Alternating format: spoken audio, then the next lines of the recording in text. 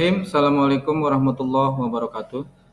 Selamat berjumpa kembali pada pembelajaran yang kedua tentang objek IPA dan pengamatannya. Kalau pertemuan sebelumnya kita sudah membahas tentang pengukuran, kemudian apa itu besaran dan apa itu satuan. Tapi tidak kalah pentingnya bahwa dalam kita belajar IPA, itu yang pertama kali yang harus kita lakukan adalah bagaimana kita mengamati sesuatu, kemudian kita bisa menyimpulkan sesuatu dan mendapatkan pengetahuan tentang sesuatu itu. Itu yang biasa dilakukan oleh para peneliti-peneliti di bidang IPA. Untuk itu, pada materi kali ini, kita akan membahas berkaitan dengan objek IPA dan pengamatannya. Kalian mungkin sudah pegang buku LKS sebagai referensi, bisa dilihat pada halaman kedua. Baik anak-anak sekalian, kita mulai pembelajaran kali ini. Yang pertama adalah objek IPA dan pengamatannya.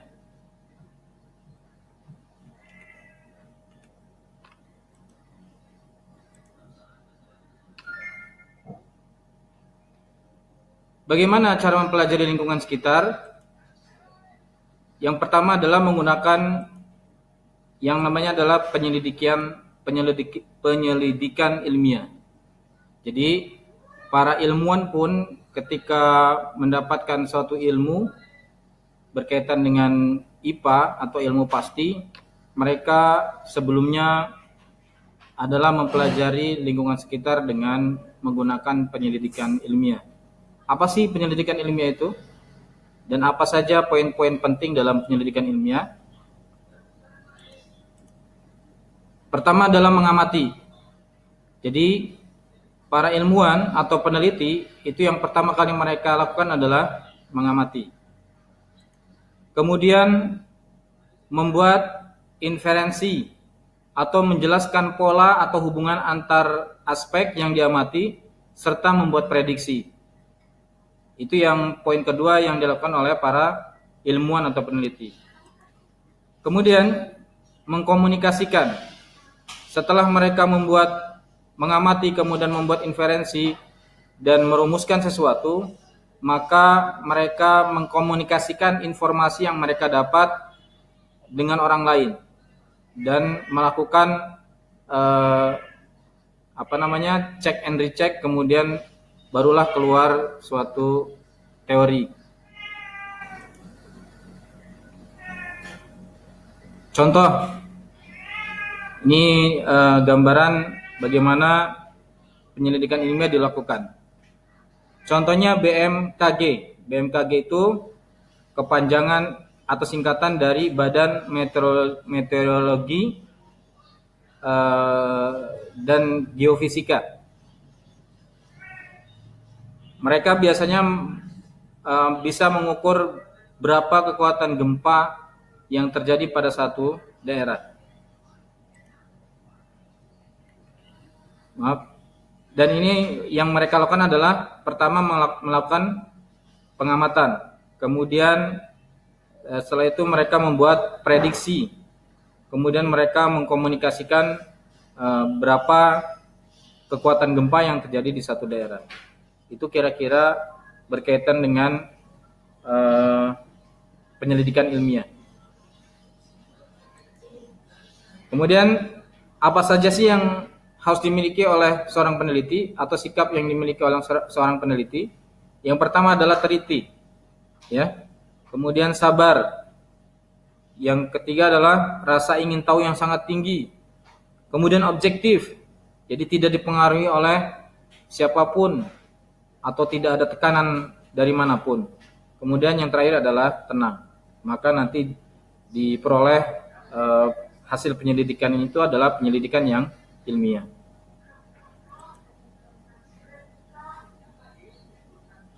Kemudian objek IPA. Apa saja sih yang menjadi objek dalam pengamatan di bidang IPA? Di antaranya adalah seluruh benda di alam dengan segala interaksinya untuk dipelajari pola-pola keteraturannya. Itu objek IPA ya. Jadi objek penyelidikan ilmiah dalam IPA adalah yaitu seluruh benda di alam dengan segala interaksinya untuk dipelajari pola-pola keteraturannya. Dan dalam IPA itu ada beberapa macam. Di antaranya adalah yang berkaitan dengan fisika, kemudian kimia. Mungkin anak-anakku sekalian baru dengar istilah kimia ya. Di SD mungkin belum pernah dengar ya. Di SD mungkin hanya sebatas fisika dan biologi. Nah, kita akan mengenal apa itu kimia. Kimia. Nanti di SMP ini pelajarannya berkaitan dengan kita mengenal materi kimia. Kemudian yang keempat adalah ilmu bumi dan antariksa. Apa sih fisika, kimia, biologi, dan ilmu bumi itu? Kalau fisika itu mempelajari tentang aspek mendasar alam, misalnya materi, energi, gaya, dan lain-lain.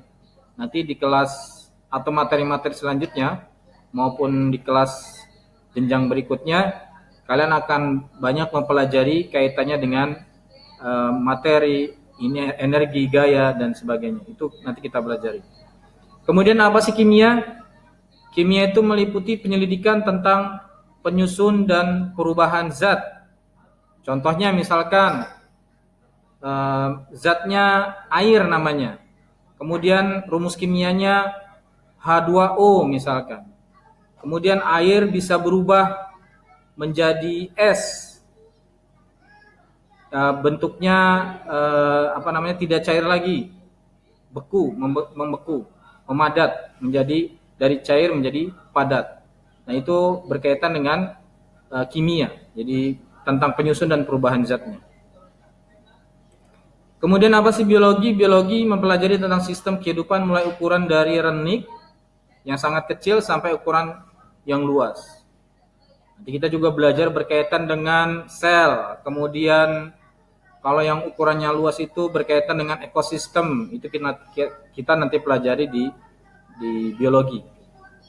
Kemudian ilmu bumi dan antariksa. Apa saja sih ilmu bumi dan antariksa? Yaitu mempelajari asal mula bumi, kemudian perkembangan dan keadaan saat ini, dan berbagai benda langit lainnya. Nanti juga ada bab atau materi tentang ilmu bumi. Kita akan mempelajari itu berkaitan dengan tata surya kita, misalkan matahari, kemudian berkaitan dengan planet-planet yang mengitari matahari.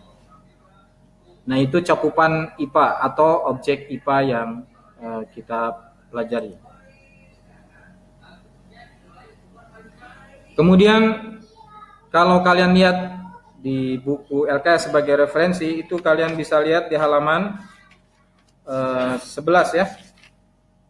Di halaman 11 berkaitan dengan satuan baku dan tak baku.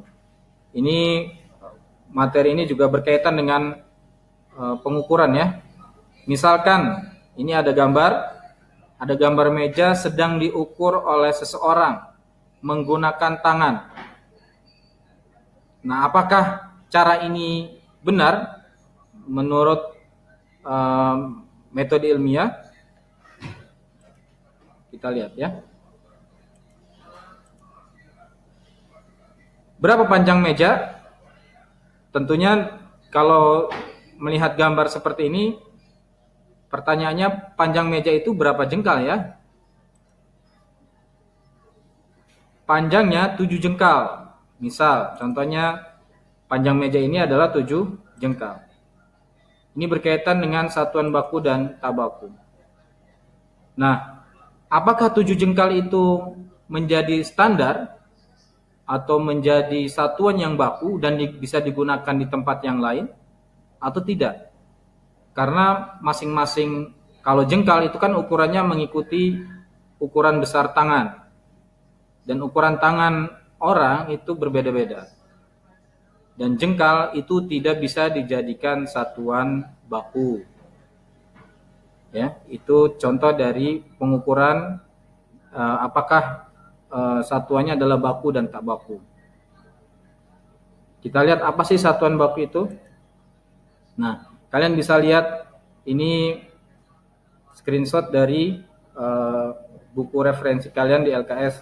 Bisa kalian lihat di halaman 11. Apa satuan baku?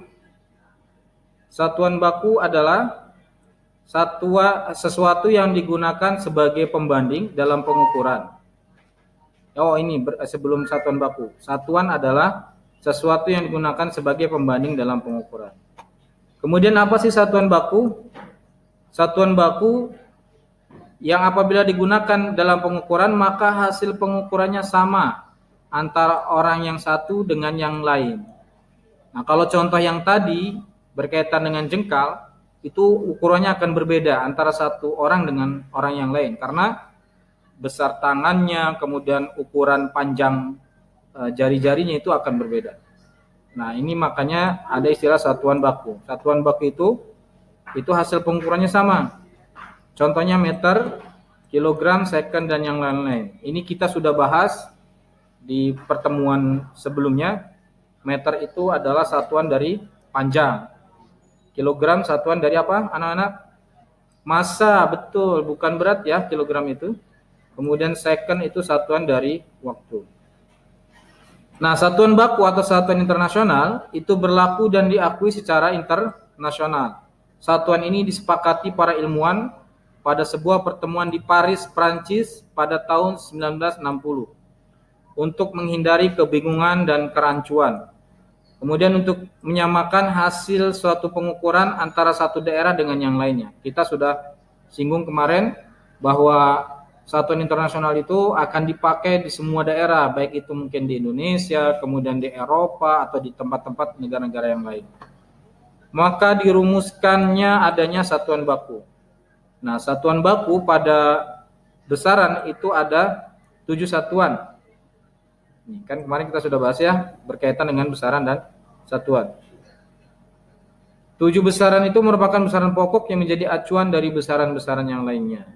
Kemudian suatu satuan dapat menjadi satuan baku memiliki beberapa syarat yang harus dipenuhi. Pertama, itu tidak mengalami perubahan oleh pengaruh apapun. Jadi tadi itu objektif. Dalam penyelidikan ilmiah itu harus objektif. Tidak ada perubahan oleh pengaruh apapun.